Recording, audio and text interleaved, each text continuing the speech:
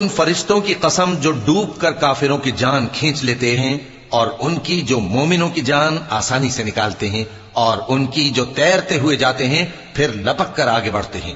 پھر دنیا کے کاموں کا انتظام کرتے ہیں کہ وہ دن آ کر رہے گا جس دن وہ زلزلہ آئے گا، پھر اس کے پیچھے اور زلزلہ آئے گا، اس دن لوگوں کے دل خوف زدہ ہوں گے اور آنکھیں جھکی ہوئی۔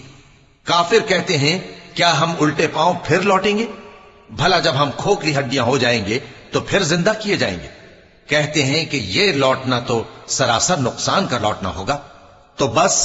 وہ ایک ڈانٹ ہوگی، اس وقت وہ سب میدان حشر میں آ جمع ہوں گے۔ اللہ تم کو موسیٰ کی حکایت پہنچی ہے جب ان کے پروردگار نے ان کو پاک میدان یعنی طوٰ میں پکارا اور حکم دیا کہ فرعون کے پاس جاؤ کہ وہ سرکش ہو رہا ہے، پھر اس سے کہو کہ کیا تو چاہتا ہے کہ پاک ہو جائے اور میں تجھے تیرے پروردگار کا رستہ بتاؤں تاکہ تجھ کو خوف